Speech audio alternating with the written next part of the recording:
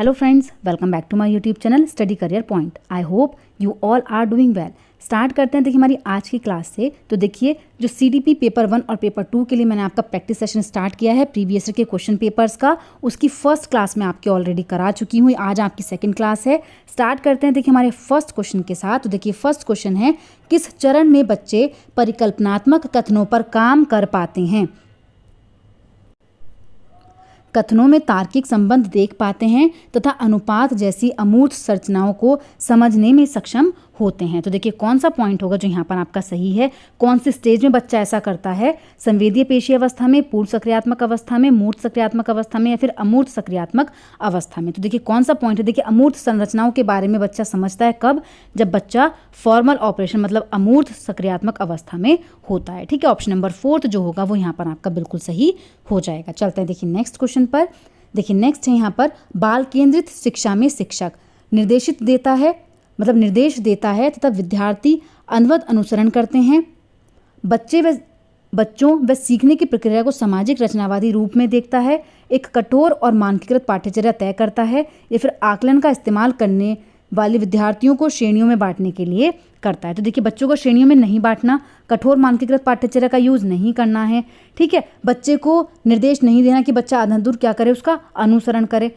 ठीक है, तो यहाँ पर कौन सा पॉइंट आपका सही हो जाएगा? ऑप्शन नंबर 2 जो है वो आपका बिल्कुल सही है। बच्चों व सीखने की प्रक्रिया को सामाजिक रचनावादी रूप से देखता है। ठीक है, ऑप्शन नंबर 2 जो हो जाएगा वो यहाँ पर आपका बिल्कुल सही हो जाएगा। चलते हैं देखिए नेक्स्ट क्वेश्चन पर। देखिए नेक्स्ट क्वेश्चन है, कथन ए है, बच्चों के विकास की प्रगति को दूसरे बच्चों से तुलना करके सही ढंग से या शुद्धता से सटीकता से मापा जा सकता है। देखिए एक बच्चे की तुलना आप दूसरे बच्चों से नहीं कर सकते, कंपैरिजन आपको बच्चे के साथ नहीं करना, और उसके बिहाफ पर आप बोल रहे हैं कि उसको सही ढंग से बच्चे की प्रगति जो विकास है उसको मापा जा सकता है, तो ये तो आपका बिल्कुल गलत है। विकास का स्वरूप और अनुक्रम व विकास की गति सभी बच्चों के लिए सार्वभौमिक रूप से समान होती है। देखिए जो विकास की गति और दर है बच्चे की वो एक समान नहीं होती, वो क्या होती है, इंडिविजुअल होती है। बच्चे मतलब हर बच्चे पे डिपेंड करता है उसकी ग्रोथ किस तरीके से हो रही है, उसकी जो रेट है वो किस तरीके से बढ़ रही है। ठीक है, तो यहाँ पर सार्वभौमिक नहीं होता, ये पॉइंट भी आपका क्या हो जाएगा, गलत हो जाएगा। तो देखिए यहाँ पर दोनों ही पॉइंट आपके बिल्कुल गलत हैं। क्या हो जाएगा? दोनों ही पॉइंट यहाँ पर आपके बिल्कुल गलत हो जाएंगे। ऑप्शन नंबर 4 जो है वो बिल्कुल सही है। चलते हैं देखिए नेक्स्ट क्वेश्चन पर। देखिए नेक्स्ट है, बच्चों का द्वितीयक समाजीकरण किस अवस्था में प्रारंभ हो जाता है? जब वह स्कूल जैसे औपचारिक संस्थानों में जाना शुरू कर देता है। तो देखिए शैशवावस्था में, प्रारंभिक बाल्यावस्था में, माध्यमिक बाल्यावस्था में, फिर किशोरावस्था में। तो बच्चे का द्वितीय समाजीकरण कब होता है, किस अवस्था में प्रारंभ हो जाता है? तो वो होती है आपकी ईयरली चाइल्डहुड, प्रारंभिक अवस्था, बाल्यावस्था। ठीक है, तो यहाँ पर ऑप्शन नंबर 2 जो है वो आपका बिल्कुल सही है। चलते हैं देखिए नेक्स्ट क्वेश्चन पर।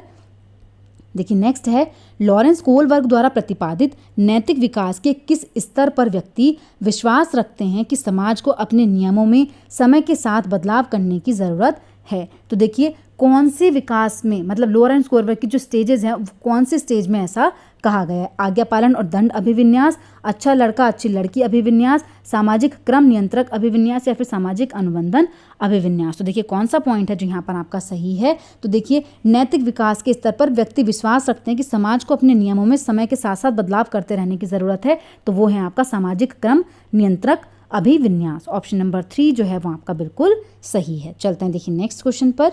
देखिए नेक्स्ट है, निम्न में से कौन सी जीन पियाजे के संज्ञानात्मक विकास के सिद्धांत की आलोचना है? देखिए कौन सी है जो जीन पियाजे के संज्ञानात्मक विकास के सिद्धांत की आलोचना है? बच्चों का विकास उसके सामाजिक सांस्कृतिक संदर्भ पर निर्भर होता है। बच्चे सक्रिय प्राणी हैं, बिल्कुल सही है। बच्चों की सोच वयस्कों की सोच से गुणात्मक रूप से भिन्न होती है, ये भी आपका बिल्कुल सही है। बच्चों का विकास वातावरण के साथ अंतः क्रिया करके होता है, ये भी आपका बिल्कुल सही है। कौन सा है जो आलोचना करता है? वो है आपका ऑप्शन नंबर 1 कि बच्चों का विकास उनके सामाजिक सांस्कृतिक संदर्भ पर निर्भर होता है। ठीक है, तो ऑप्शन नंबर 1 जो है वो आलोचना करता है जीन पियाजे के संज्ञानात्मक विकास की। चलते हैं देखिए नेक्स्ट क्वेश्चन पर। देखिए नेक्स्ट है, जीन पियाजे और लेव वाइगोत्स्की ने सीखने की समझ को किस प्रक्रिया से किस प्रक्रिया में स्थानांतरित किया है? तो देखिए जीन पियाजे और लेव वाइगोत्स्की के अकॉर्डिंग कौन सी है? सक्रिय निष्क्रिय, निष्क्रिय सक्रिय, यांत्रिक व्यवहारवादी या फिर व्यवहारवादी और यांत्रिक? तो देखिए कौन सा पॉइंट है जो यहाँ पर आपका सही है? निष्क्रिय टू सक्रिय। ठीक है, ऑप्शन नंबर 2 जो हो जाएगा वो यहाँ पर आपका बिल्कुल सही हो जाएगा। चलते हैं देखिए नेक्स्ट क्वेश्चन पर। देखिए नेक्स्ट यहाँ पर है राष्ट्रीय शिक्षा नीति 2020 के अनुसार विद्यार्थियों का रिपोर्ट कार्ड जो अभिभावकों को दिया जाएगा वह मानक संदर्भित परीक्षण पर आधारित हो, मापदंड संबंधित परीक्षण पर आधारित हो, विद्यार्थी के प्रदर्शन को उनके सहपाठियों से तुलना के रूप में प्रस्तुत करे या फिर विद्यार्थी की प्रगति और विशिष्टता को प्रतिबिंब करे। तो देखिए कौन सा पॉइंट है जो यहाँ पर आपका सही है, तो देखिए ये है आपका ऑप्शन नंबर 4, विद्यार्थी की प्रगति और विशिष्टता को प्रतिबिंब करे। इसलिए क्या होगा कि जो रिपोर्ट कार्ड है वो अभिभावकों को दिया जाएगा। ऑप्शन नंबर 4 जो है वो यहाँ पर आपका बिल्कुल सही है। चलते हैं देखिए नेक्स्ट क्वेश्चन पर। लेव वाइगोत्स्की के अनुसार सीखने का आधार क्या है, तो देखिए सामाजिक अंतःक्रिया है, पुनर्वलन है, दोहराव अभ्यास है, स्कीमा की संरचना में परिवर्तन है। तो देखिए ये पॉइंट्स तो लेव वाइगोत्स्की द्वारा नहीं दिए गए हैं, सामाजिक अंतःक्रिया जो है वो आपका बिल्कुल सही हो जाएगा। चलते हैं देखिए नेक्स्ट क्वेश्चन पर। देखिए नेक्स्ट है सामाजिक आर्थिक रूप से वंचित समूहों के छात्रों का अवधारण सुनिश्चित करने के लिए राष्ट्रीय शिक्षा नीति 2020 प्रस्तावित करता है कि पाठ्यचर्या और शिक्षा शास्त्र परीक्षाओं पर केंद्रित हो, पाठ्य पुस्तकों पर केंद्रित हो, संलग्न और संदर्भित हो, मानकीकृत व एक रूपी हों। तो देखिए कौन सा पॉइंट है जो यहाँ पर आपका सही होगा, संलग्न और संदर्भित हों। ऑप्शन नंबर 3 जो है वो यहाँ पर आपका बिल्कुल सही है। चलते हैं देखिए नेक्स्ट पर। देखिए नेक्स्ट क्वेश्चन आपका है यहाँ पर, देखिए अभिकथन ए है किसी नए संप्रत्यय का शिक्षण शुरू करने से पहले एक शिक्षिका को पूर्वापेक्षित ज्ञान की समीक्षा कर लेनी चाहिए। यह विद्यार्थियों को नए संप्रत्यय को समझने के लिए आवश्यक जानकारी को ध्यान में लाने में मदद करेगा। देखिए बिल्कुल सही है, पहले बच्चों के पूर्व ज्ञान की नॉलेज को चेक करना चाहिए जिससे उसके नए ज्ञान को समझने में उसकी हेल्प हो सके। तो देखिए ए कथन जो है वो आपका बिल्कुल सही है। देखते हैं देखिए सेकंड जो कारण आपका दिया गया है, शारीरिक दंड का अभ्यास शिक्षार्थियों के लिए अवांछनीय व्यवहार को सुधारने की रणनीति के रूप में नहीं किया जाना चाहिए। देखिए शारीरिक दंड का यूज नहीं करना चाहिए बच्चे के व्यवहार को सुधारने की रणनीति के रूप में। तो देखिए ये पॉइंट भी आपका बिल्कुल सही है, लेकिन यहाँ पर कोई भी एक दूसरे की व्याख्या नहीं कर रहा है। ऑप्शन नंबर 2 जो है वो बिल्कुल सही है, ए और 2 दोनों सही हैं, लेकिन आर जो है वो सही व्याख्या नहीं है ए की। ठीक है, चलते हैं देखिए नेक्स्ट क्वेश्चन पर। देखिए नेक्स्ट क्वेश्चन यहाँ पर है समावेशी शिक्षा निम्नलिखित में से किसकी ज़रूरतों को पूरा करने में मदद करती है। देखिए जो समावेशी शिक्षा है प्रत्येक विद्यार्थी की, केवल धार्मिक अल्पसंख्यकों के विद्यार्थी की, केवल दिव्यांग विद्यार्थियों की, या फिर केवल प्रतिभावान विद्यार्थी। देखिए जहाँ पर केवल होता है वो तो आपके बिल्कुल गलत हो जाते हैं। तो यहाँ पर कौन सा पॉइंट आपका सही है, प्रत्येक विद्यार्थी की। ऑप्शन नंबर 1 जो है वो आपका बिल्कुल सही है। चलते हैं देखिए नेक्स्ट क्वेश्चन पर। देखिए नेक्स्ट है अभिकथन ए है विद्यार्थियों को विभिन्न अधिगम रणनीतियों का उपयोग कब, कहाँ और क्यों करना है इसके बारे में वे स्वयं नियामक ज्ञान सिखाया जाना चाहिए। बिल्कुल सही है। कारण है एक अधिगम रणनीति को बनाए रखने और उसे नियोजित करने की संभावना बढ़ जाती है यद्यपि विद्यार्थियों को पता है कि इसका उपयोग कब, कहाँ और क्यों करना है। तो देखिए जो कारण आर है वो भी आपका यहाँ पर क्या है, बिल्कुल सही है कि जब अधिगम की रणनीति को आप बनाए रखते हैं नियोजित करने की संभावना क्या होती है, उसकी बढ़ जाती है यदि विद्यार्थियों को पता है कि इसका उपयोग कब, कहाँ और क्यों करना है। ठीक है, तो यहाँ पर देखिए दोनों ही पॉइंट आपके क्या है, बिल्कुल सही हैं और आर जो है वो सही व्याख्या कर रहा है ए की। चलते हैं देखिए नेक्स्ट पॉइंट पर।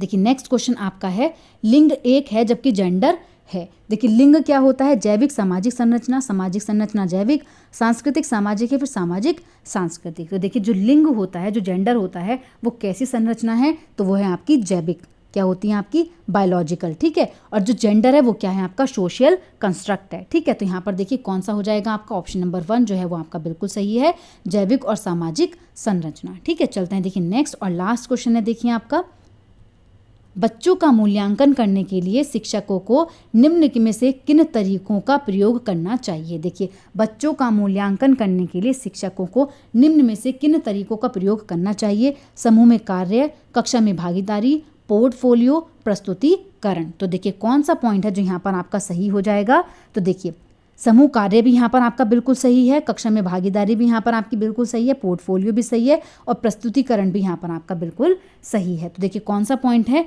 चारों ही पॉइंट आपके क्या हो जाएंगे यहाँ पर बिल्कुल सही हो जाएंगे। तो देखिए जहाँ पर भी आपके 4th पॉइंट है वो बिल्कुल सही हो जाएगा, ऑप्शन नंबर 4 जो है वो आपका बिल्कुल सही है। ठीक है, चारों ही पॉइंट्स यहाँ पर क्या हैं आपके बिल्कुल सही हैं। ठीक है, तो देखिए आज की क्लास आपकी यहीं पर कंप्लीट होती है।